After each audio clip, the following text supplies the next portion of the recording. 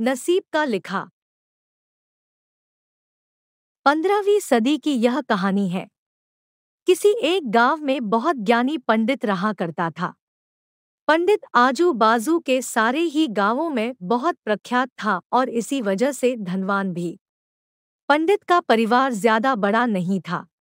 पंडित अपनी पत्नी के साथ अपने बहुत बड़े घर में अकेला रहता था क्योंकि पंडित को कोई बेटा था नहीं और एक बेटी थी जिसका विवाह पास के गांव वाले एक श्रीमंत लड़के से हो चुका था। पंडित ने शादी से पहले अपने होने वाले दामाद की अच्छे से जांच पड़ताल की थी और अपनी बेटी का भविष्य भी ठीक से पढ़ा था, तब जाकर उसने बेटी की शादी की थी। लेकिन चंद सालों में ही पंडित का दामाद बुरी आदतों के चंगुल में फंस गया। जुआ और शराब की बुरी लत ने उन्हें सड़क पर लाकर रख दिया था।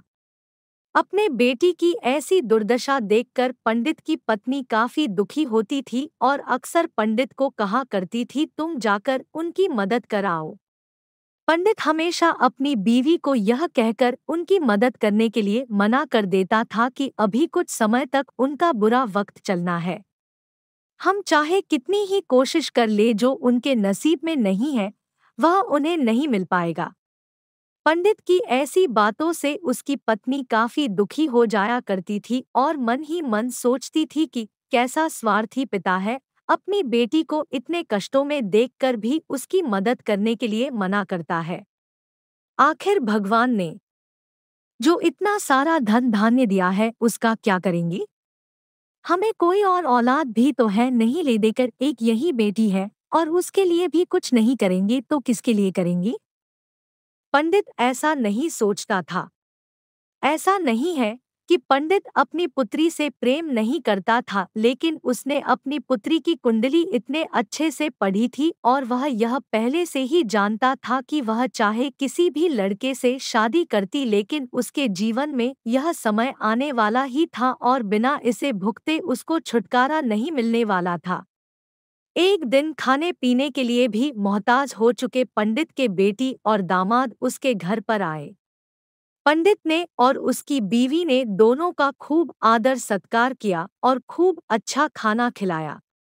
बेटी और दामाद की पंडित से सहायता मांगने की हिम्मत ना हुई, इसलिए वह बिना बोले ही वापस अपने घर को लौटने लगे।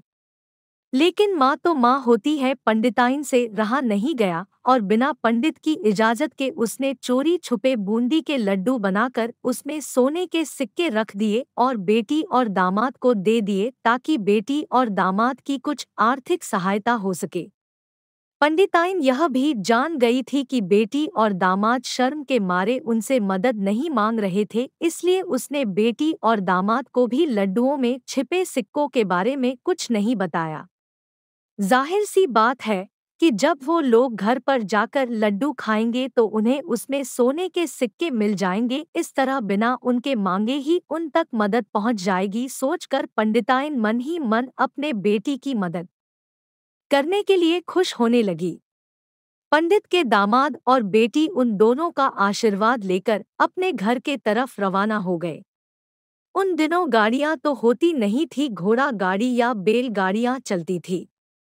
पैसे ना होते तो और चीजों की लेनदेन से भी व्यवहार होता था। बेटी और दामाद का गांव पंडित के घर से कोसों दूर था, फिर भी पैसों की कमी के चलते वह चलकर अपने गांव की तरफ निकल पड़े।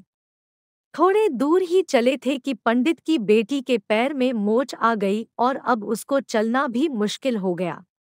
पंडित के दामाद ने जब देखा कि उसकी बीवी अब बिल्कुल चलने में सक्षम नहीं है, तो उसने एक टांगा अपने घर तक किराए पर ले लिया। दोनों पति पत्नी टांगे में बैठकर घर तक पहुंच गए, लेकिन टांगे वाले को देने के लिए उनके पास पैसे थे नहीं, इसलिए पंडिताई ने जो बूंदी के लड्डू उन्हें दिए थे वही किराए के तौर पर उस टांगे वाले को दे दिए। टांगे वाला बूंदी के लड्डू को लेकर वहां से चला गया। टांगे वाला अपने घर की तरफ जा रहा था, तब उसे एक हलवाई की दुकान दिखी। उसने सोचा कि थोड़े से बूंदी के लड्डुओं से मेरे घर के लोगों का पेट थोड़ी भरने वाला है। इससे अच्छा मैं इन बूंदी के लड्डुओं को बेचकर उनसे कुछ चावल खरीद लेता हूँ। टांगे वाले ने बूंदी के लड्डू हलवाई को बेच दिए। जिस गांव में वह हलवाई रहता था उसी गांव में एक आदमी ने अपने घर पर पूजा रखी थी और उसी पंडित को उस पूजा के लिए बुलवाया था। पूजा में लगने वाले प्रसाद के लिए उस आदमी ने उसी हलवाई से बूंदी के लड्डू लिए जहां पर उस टांगे वाले ने बेचे थे। हलवाई ने भी उस आदमी को टांगे वाले से खरीदे हुए लड्डू ही पहले दिए ताकि वह खराब ना हो जाए, क्योंकि वह नहीं जानता था यह लड्डू कब बने हैं। पूजा खत्म होने पर दक्षिणा और बूंदी के लड्डू लेकर जब पंडित अपने घर आया और खाना खाने बैठा तो प्रसाद में लाए बूंदी के लड्डू खाते वक्त लड्डू से सोने का सिक्का निकला। इस घटना को देखकर पंडिताइन की आंखों से आंसू बहने लगे। पंडित ने जब पंडिताइन से उसके रोने का कारण पूछा तो पंडिताइन ने पंडित को सब कुछ बताया और पंडित से उनकी बातों पर भरोसा न करने के लिए माफी मांगी।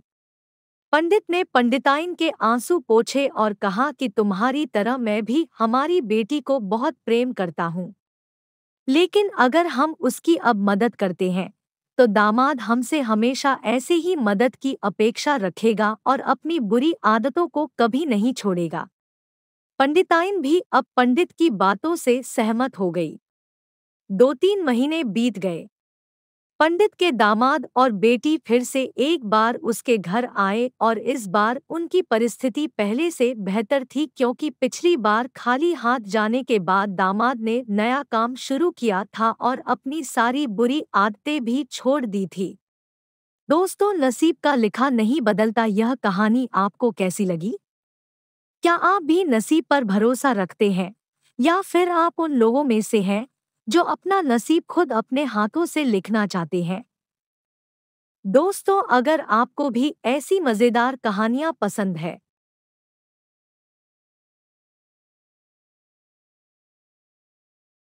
तो हमारे चैनल को लाइक और सब्सक्राइब करें।